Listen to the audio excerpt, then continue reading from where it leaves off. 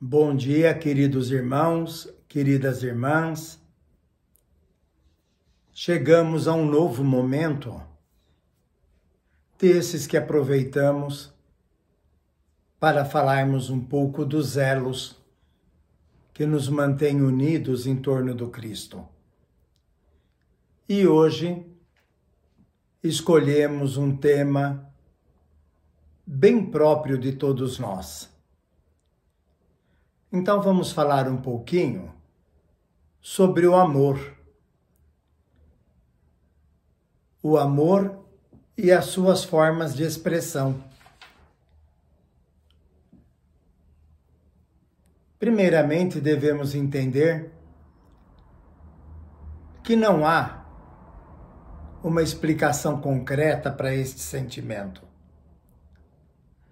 Mas podemos afirmar que o amor é nada mais, nada menos que um estado que atribuímos à divindade, que atribuímos a Deus. Chegamos a dizer, Deus é amor. Essa é uma afirmativa correta, porque Deus está presente em tudo como um sentimento regenerador. Um sentimento capaz de transformar para melhor todas as pessoas, todos os seres. Então, está muito bem posto quando dizemos que Deus é amor. Mas a palavra em si tem duas origens. A primeira é helênica, é grega, atribuída a Eros. Eros era um ser considerado um deus, extremamente pobre, mas capaz de transformar tudo que tocava em boas manifestações. Por exemplo, tudo que ele fazia, ele procurava deixar como marca que beneficiasse as pessoas. Então, o que ele dizia, o que ele fazia num sentido de ir além, ele deixava uma demonstração de possibilidade para todos. Então, podemos dizer que Eros era um sentido de amor, para cima, para baixo, para os lados, porque em tudo ficava a marca das suas intenções, das suas ações. Mas existe a explicação judaico-cristã, que é essa que nós seguimos dentro do nosso mundo ocidental.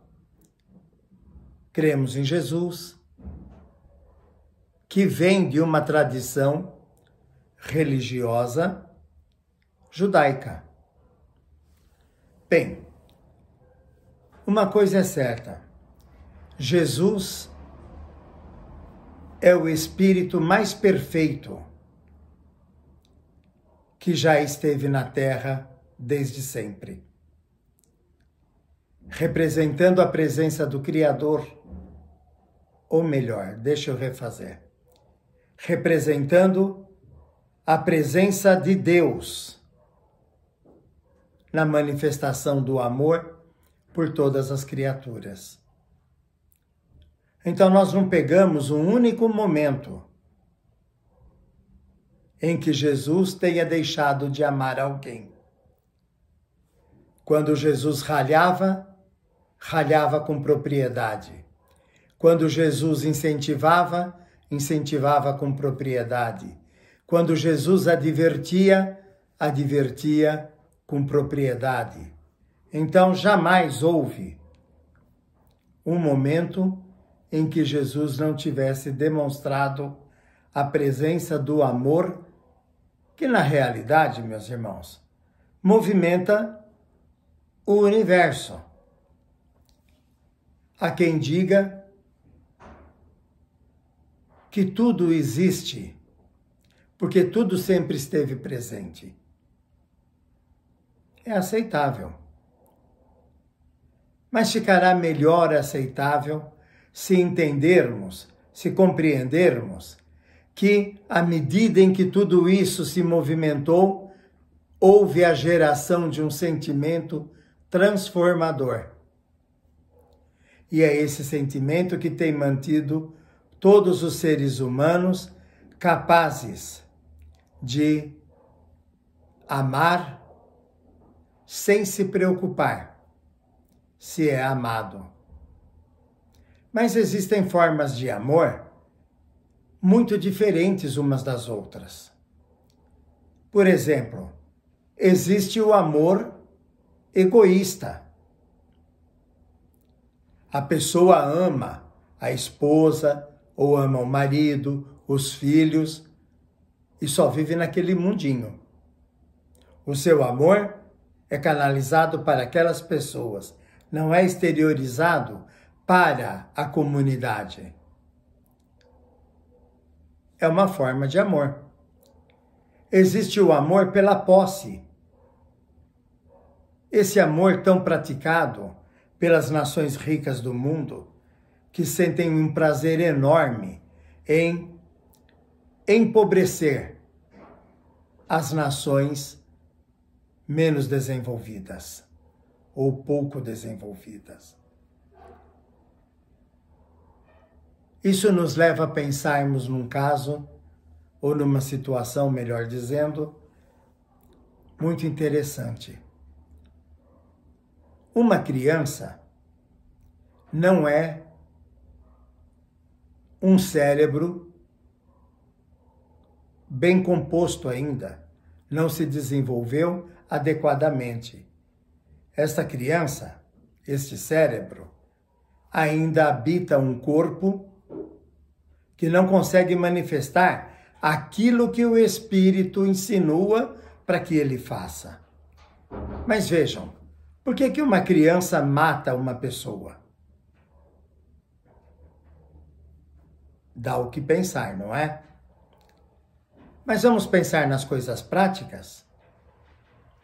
A criança liga a televisão e fica grudada na televisão o dia inteiro, vendo reportagens absurdas que só falam de mortes e assassinatos, filmes que só falam de morte e assassinatos, sexo e violência. Em casa só tem a observar violência entre os pais. Veja, quando eu estou falando de violência, eu estou me referindo às várias formas de violência. Então, esse cérebro infantil não tem substância, não tem subsídio capaz de dar um norte adequado à vida daquela criança. Então, para ela matar, é um ato simples. Não há uma relação de vida entre as pessoas. Precisamos pensar nisto.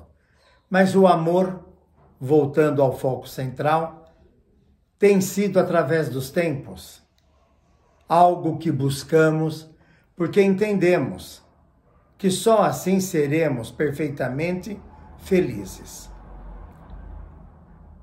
Quando saímos de nossas casas e vamos a um templo religioso, estamos tomados pelo dever, estamos tomados pelo amor. Aquilo que fizermos no templo religioso, estaremos fazendo em nome do amor coletivo. Assim como Deus, que é amor, está presente em tudo. Logo, Deus está presente em nós, o amor está presente em nós. Logo, podemos repassar este sentimento, este amor, àqueles que nos rodeiam. Vejam como é um ciclo em que todos nós temos participação e podemos levar adiante a irradiação dessa força, ou dessa energia, desse sentimento, como preferirem chamar. Traduzido em uma palavra de apenas 4 letras: amor. Assim é o Espiritismo. Deixa claro o Espiritismo que Jesus é Filho de Deus. Nós também somos. O Espiritismo deixa claro que amar ao outro é amar a Deus. Vamos deixar a César o que é de César? E vamos dar de nós a Deus. Ou seja, temos a nossa vida prática, precisamos cuidar dela, mas jamais nos esqueceremos que acima dessas necessidades da vida prática está a grande necessidade de amarmos a todas as criaturas, sejam elas quais forem. Muita paz, muita alegria a todos. Vamos ao nosso trabalho na Casa Espírita.